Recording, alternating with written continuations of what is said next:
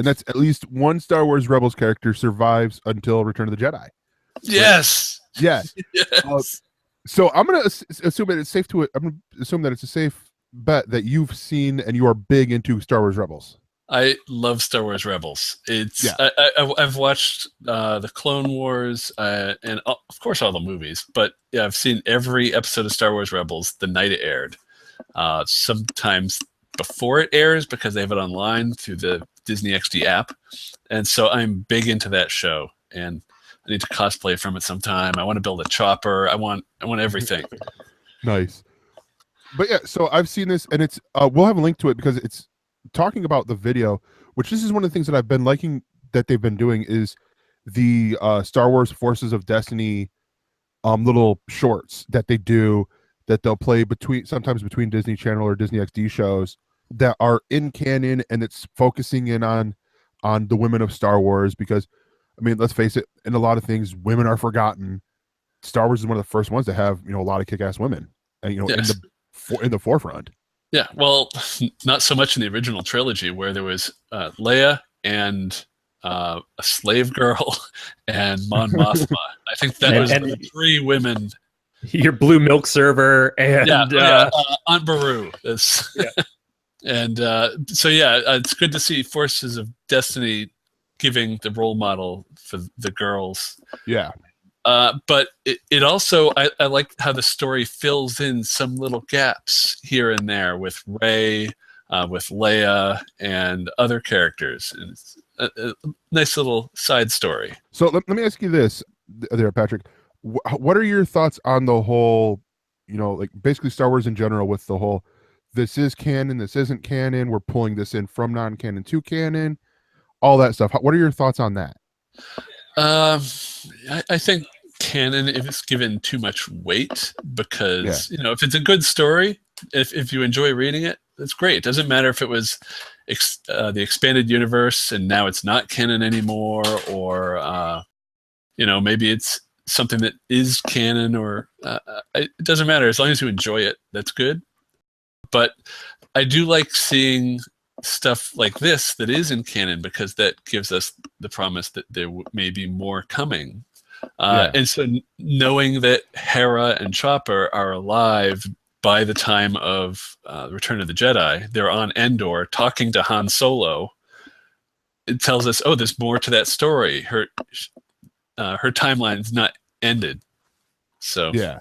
And sometimes I wonder if the point of this is to kind of give canon back to the audience that is still kind of lost as to what is and what isn't, because it was a hard thing to do that to the fans. And I know that was ultimately a decision that probably had to be made to be able to do the sequels now. But you're talking about people who've been dedicated to this for 30 years. And some people have read everything and watched everything multiple times. And to say, okay, now everything that you knew, a lot of it probably isn't the same anymore. And okay, great. But they did this with Spider-Man a few years ago where they wiped out the Spider-Man marriage, and they changed a lot of his history in doing that. And it was a number of years of them trying to kind of let people know what exists now and what doesn't exist now, what changed, what didn't change. And even then there was so many continuity flubs because depending on the creator you had in the book or the editor you had doing it, it would be counterbalanced by somebody else's story saying, oh, well, no, this person knows who Spider-Man is. Oh, this person doesn't know who Spider-Man is this week.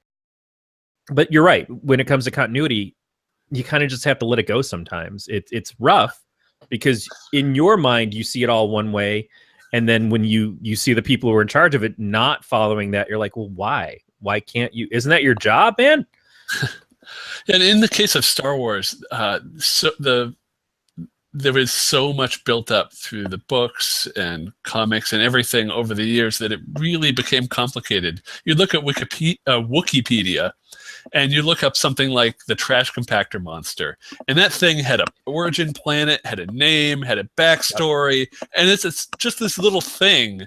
And so I could see how that made it hard to tell stories going forward because there's very few holes that hadn't been filled. So you're going to say, okay, no, this is just legends now. you can still enjoy those stories, but here's what's actually in the timeline. And, maybe at some point, 20, 30 years down the line, they'll have to do it again and say, okay, this is Legends 2. We're going to tell more stories. And I've seen this with Transformers. I was a big fan of Generation 1. And then then there was the comic and the cartoon, and they were different. And then you had the Japanese. And so the entire history of Transformers has been different timelines, different canons. And so Star Wars has been lucky that it's really just had that one, and now they've separated. So, well, even back in the day, because when the movies were still coming out, we were already getting side stuff. We were getting Splinter of the Mind's Eye.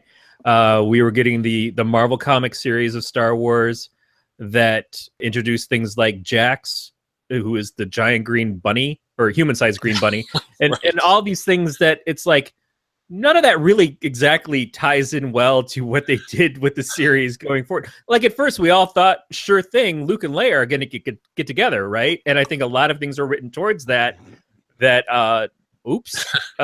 Yeah. Wow, I have a lot of confusion about this now.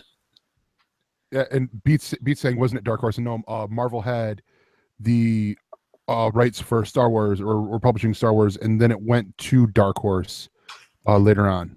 But yeah, so I mean, I look at this article, which we post in our show notes and all that stuff, which has the video from Disney's website, and they talk about, which is something I'm more of a fan of. Like canon. Okay, it's cool, and I do enjoy canon.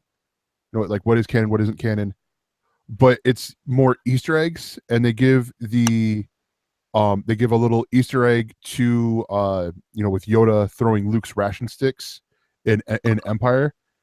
And it took me a little bit. I'm like, wait, what are they talking about? And they have a GIF playing. I'm like, oh yeah, that's clever. These little things that, if I were watching it, I might have picked up on it. But if not, it's the you watch after, like the 99th viewing, you pick up on something else. It's a way to keep people watching, the rewatchability of things. Yeah, I watched it, the clip for the first time yesterday, and I totally missed the reference to Yoda, but the stuff like that's a really nice touch to be able to see later on. It's animated Ewoks, and man, I had a love of the Ewoks cartoon series as a kid, so it's nice to see that come back. For more on this Galactic Network podcast, go to gncast.com. That's GNCASTS.com.